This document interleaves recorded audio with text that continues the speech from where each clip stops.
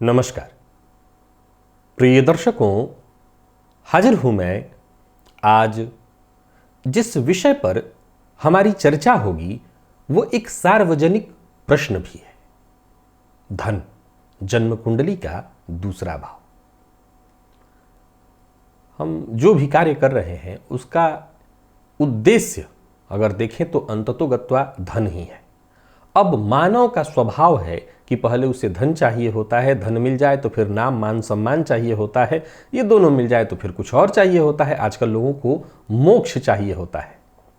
खैर, आज चर्चा का विषय जन्म कुंडली का दूसरा भाव अर्थात धन भाव है। आप अपनी जन्म कुंडली को सबसे पहले खोलिए और देखिए कि जन्म कुंडली के दूसरे भाव में कौन सी राशि बनी हुई है, अर्थात आप किस लग्न के हैं। लग्न से एक घर आगे आपका दूसरा भाव होता है धन भाव। जन्म कुंडली अध्ययन के समय यदि किसी को यह कह दिया जाए कि भाई आपकी कुंडली में धन संचित होने का योग नहीं है, तो प्रायः लोग बहुत घबरा जाते हैं। जैसे जन्म कुंडली में दूसरे भाव का स्वामी जाकर के जन्म कुंडली के 12वें भाव में बैठ जाए, षष्ठ में बैठ जाए, तो कहीं ना कहीं जातक के जीवन काल में धन संचित न होने का योग बन जाता है। अथवा षष्ठ भाव अथवा 12वें भाव का स्वामी जाकर के जन्म कुंडली के दूसरे भाव में बैठ जाए तो धन संचित न होने का यह योग बन जाता है। और ये सुनते ही प्रायः लोग घबरा जाते हैं, जबकि ये इतना गंभीर विषय नहीं है और इतना घबराने वाला भी नहीं है। धन संचित न होना और धन न होना ये अलग अलग बातें हैं। एक होता है दरिद्र योग, जहां पर जातक के पास न धन संचित होगा न होगा, न धन आएगा। एक होता है धन आएगा पर संचित नहीं हो पाएगा। प्रायः लोग इस बात को लेकर के चिंतित हो जाते हैं कि धन संचित ही नहीं होगा तो हमारा काम कैसे चलेगा। आप सबसे पहले अपनी जन्म कुंडली को खोलिए और देखिए आपकी जन्म कुंडली के दूसरे भाव में कौन सी राशि बनी हुई है। प्रिय दर्शकों, मेरी जब बात आती है तो मैं सदैव अपने कार्यक्रमों में एक बात कहा करता हूं कि जन्म कुंडली में धन कितना होगा इसका कोई आंकड़ा ज्योतिष शास्त्र प्रस्तुत नहीं करता। क्योंकि मैं हमेशा इसका एक तर्क दिया करता हूं कि आज भी पुराने ग्रंथ हैं जहां पर सहस्त्र कोटि यानी लखपति होने का योग है। आज के इस परिवेश में एक सामान्य, अभी आप समझ लीजिए कि सबसे निचले स्तर पर किसी को चुन लीजिए तो वो भी लखपति है। तो कहने का तात्पर्य है कि समय के अनुसार अगर देखा जाए तो ये आंकड़े बदल रहे हैं। तो जन्म कुंडली सिर्फ सामान्य शब्दों में कहूं तो एक ही बात कहती है, महाधनी योग, यानी धन प्रचुर मात्रा में होगा। इतना धन होगा कि आपके खाए न समाप्त हो, इतना धन होगा। ये ज्योतिष शास्त्र अवश्य आपको बता सकता है।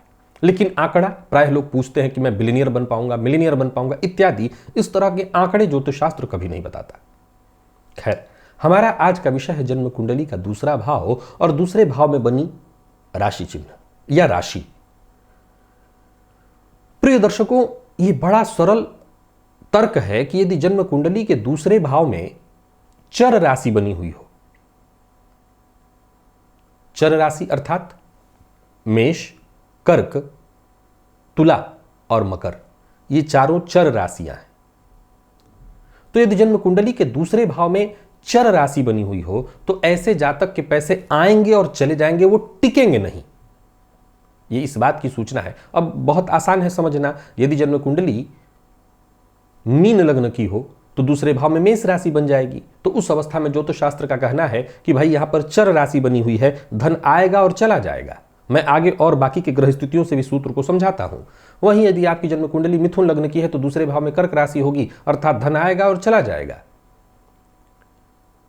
जन्म कुंडली के लग्न में यदि कन्या लग्न हो तो द्वितीय भाव में तुला राशि होगी, धन आएगा और चला जाएगा। धनु लग्न की कुंडली में द्वितीय भाव का स्वामी द्वितीय भाव में मकर राशि होगी, धन आएगा और चला जाएगा। ये हो गया चर की बात। अगर हम स्थिर लग्न की, स्थिर की बात करें तो यदि वहां पर स्थिर राशि बनी हुई है तो इसका मतलब है कि जातक के पास धन स्थिर होने वाला है।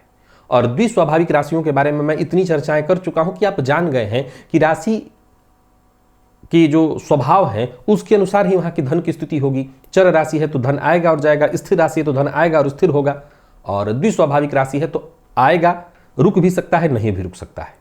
यह निर्भर करता है ग्रह स्थितियों पर। अब आगे चलते हैं। प्रिय दर्शकों, अगर आप ये सोचते हैं कि ये जो स्थिर राशियां बनी हुई है द्वितीय भाव में तो ये बहुत अच्छी हो गई, अगर ध्यान से देखें तो ये कोई बहुत अच्छी बात भी नहीं है। क्योंकि धन का टिक जाना भी जरूरी नहीं है कि इस बात की सूचना है कि धन आपके पास बहुत बड़ी मात्रा में है।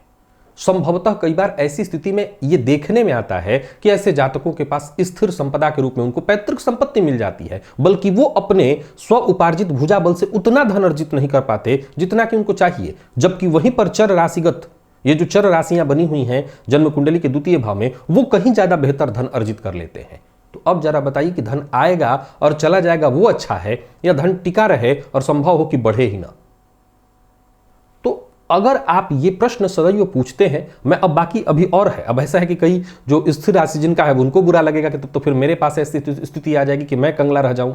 नहीं, ऐसा नहीं है, समझिए इस बात को। पहले तो जब भी आप ये प्रश्न पूछते हैं कि धन मेरे बच्चे की कुंडली में, मेरी कुंडली में टिकेगा ही नहीं, तो इतना मेहनत करेंगे और धन जब जरूरत पड़े तो धन आना, अर्थात आपकी जन्म कुंडली का लाभ भाव, आपकी जन्म कुंडली का लाभ भाव जब जरूरत पड़े तब धन आ जाए, अगर वो बली है। याद रखिएगा, जन्म कुंडली की जो दोनों भाव हैं ये एक दूसरे के कहीं ना कहीं पूरक हैं, एक दूसरे के पूरक हैं। इनमें से एक भी बली है, जब दोनों बली है तब तो वहां विचारणीय ही कुछ नहीं है। सीधी सी बात है कि जिसकी कुंडली में ये दोनों भाव बली हैं, इन भाव के कारक बली हैं, अब फिर उनको क्या पूछना। उनके जीवन में कहां प्रश्न उठता है कि क्या धन होना और कितना, वो संभव है कि अब धन की चर्चा सुनना भी पसंद न करते हो, वो तो अब केवल मोक्ष की बात सुन रहे होंगे। लेकिन जिनकी कुंडली में ये भाव, इनमें से कोई एक भाव कमजोर है, उनके लिए तो ये चिंता का विषय है। तो राशि चिन्ह जो है, पहले तो राशि ये बता देती है कि चर, स्थिर और द्विस्वाभाविक। द्विस्वाभाविक में भी ये देखने में आता है कि रुकता भी है, कई बार नहीं भी रुकता। अब आप सबसे पहले ये देखिए कि जन्म कुंडली के दूसरे भाव में कौन सा ग्रह बैठा हुआ है, क्योंकि ग्रह के होने से भी इसके प्रभाव में अंतर पड़ जाता है।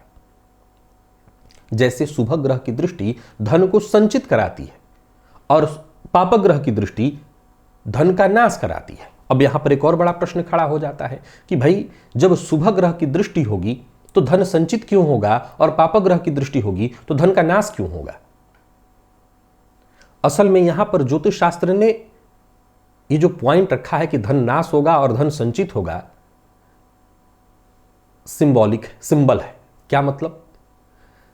ये कहना चाहता है कि जो अच्छे कृत्य हैं उसमें यदि आपका धन जाता है, क्योंकि धन किसी के पास नहीं रुकता, धन तो रुकता ही नहीं, धन का स्वभाव ही है, लक्ष्मी को चंचला कहा गया है। तो धन, अगर आप किसी की कुंडली में भी ये सुनते हैं कि धन टिकेगा, आएगा और टिकेगा, तो ये ध्यान रखिए कि धन तो टिकता ही नहीं, धन टिकने का स्वभाव ही नहीं रखता। फिर ये सिंबल है। क्या? अगर शुभ ग्रह की दृष्टि है तो धन अच्छे कार्यों में व्यय होगा, और अच्छे कार्यों में जब धन जाएगा तो उसे संचित ही माना जाएगा। एक उदाहरण से, आपने कुछ ऐसे कार्य किए जिससे समाज में आपका मान सम्मान, पद प्रतिष्ठा आने वाली पीढ़ियों तक याद किया जाए, तो आपने बहुत धन जोड़ा है, आपने बहुत धन जोड़ा है। अब जरूरी नहीं है कि वो कैश में हो इत्यादि, वो नाम के रूप में धन है। अब वहीं आपने कुछ बुरे कृत्य किए तो संभव है आपने बहुत बड़ा खजाना छोड़ दिया हो, लेकिन आप तब भी धन अर्जित करके नहीं गए, या आपने अपने जीवन में धन अर्जित नहीं किया। वहां पर पापक ग्रह की दृष्टि से, अब बुरे, यहां बुरे शब्द में भी दो भेद है। जरूरी नहीं कि हर व्यक्ति गोली बंदूक ही कर रहा है, बमबारी ही कर रहा है। फिर संभव है कि आपकी जन्म कुंडली में बाकी की ग्रह स्थितियों को देखते हुए द्वितीय भाव पर पापक ग्रह की दृष्टि आपके पैसे को दवा में, आपके अय्यासी पर, शराब इत्यादि पर खर्च करा दे पैसे को, तो ये पैसे की बर्बादी हुई। यहां पर धन खर्च तो दोनों ही अवस्था में हुआ, लेकिन यहां धन को बर्बाद माना जाएगा नहीं। ऐसे जातक जीवन पर्यंत निर्धन माना जाएगा, और वैसा जातक भी अगर धन उसके पास कम पड़ रहा है तो उसने धन को सही दिशा में लगाया है, इसलिए उसके पास धन है, उसको धनवान माना जाएगा। अब फिर से एक बात ध्यान रखिए कि जन्म कुंडली में चाहे किसी की भी आप कुंडली ले लीजिए, चाहे वो महाधनी योग हो अथवा नहीं हो, धन के योग बनते हो या नहीं बनते हो, पहले तो यहां राशि चिन्ह देखिए कि जन्म कुंडली के दूसरे भाव में कौन सी राशि बनी हुई है, चर है, स्थिर है, द्विस्वाभाविक है। स्थिर में धन टिकते देखा जा सकता है, वहां पर धन टिकता है, लेकिन ये वहां भी ये मतलब नहीं। मान लिया जाए स्थिर राशि बनी हुई है और पापक ग्रह की दृष्टि पड़ रही है, तो ऐसे जातक के पास संभव है कि पैतृक संपत्ति मिल जाए और उस धन का वो गलत कार्यों में नुकसान कर दे। संभव है कि स्थिर राशि हो और स्थिर राशि पर शुभ ग्रह की दृष्टि हो, तो ऐसे जातक अपने पीढ़ियों में सबसे बेहतर कर जाए, उसके पूर्वजों ने जितना छोड़ा हो उसको वो और बढ़ा चढ़ा दे और बढ़िया बना दे, अच्छे कार्यों में लगा दे, ये भी हो सकता है।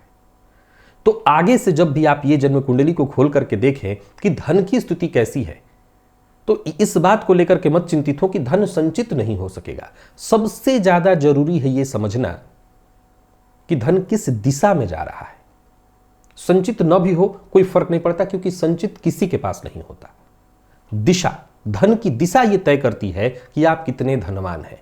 और धन होने वाला भी धनवान नहीं होता। जिसके पास खूब धन इकट्ठा हो जाए, आप कितने ऐसे लोगों को जानते हैं जो आपके घर के बगल में ही हैं, संभव है कि करोड़पति और अरबपति हैं, और आप उनको जानते तक नहीं है, तो वो धनवान है? नहीं, वो निसंदेह धनवान नहीं है।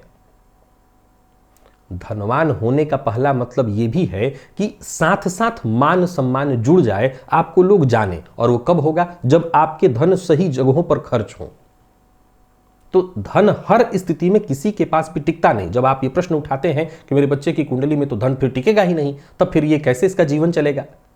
अगर शुभ ग्रह की दृष्टि है और उसका धन सही मार्ग में, सही मद में व्यय हो रहा है, तो आप विश्वास मानिए कि धन चाहे उसके पास न हो, उसके बैंक का लॉकर उसका खाली पड़ा हो, तब भी वो महाधनी है। तो आशा करता हूं ये जो चिंता प्रायः लोग मेरे सामने रखते हैं, और मैं लगातार जब ये सुनता हूं, रोज समझाता हूं, तो फिर लगता है कि नहीं, ये वीडियो बना करके सबको समझाना चाहिए। तो अब आगे से अगर ऐसी स्थिति हो तो चिंतित होने की आवश्यकता नहीं। हाँ, चिंतित होने की आवश्यकता है जिनकी जन्म कुंडली के द्वितीय भाव, जन्म कुंडली का दूसरा भाव पीड़ित है। पीड़ित अर्थात पाप ग्रह की दृष्टि, पाप मध्यत्व, दूसरे भाव के स्वामी का व्यय में, अष्टम में, या दूसरे भाव में षष्ठ भाव या द्वादश भाव के स्वामी का जाकर के बैठ जाना, द्वितीय भावपति का नीच राशि में पाप ग्रह से युक्त होकर के बैठ जाना, गुरु का पीड़ित होना, तो थोड़ी चिंता बढ़ जाती है।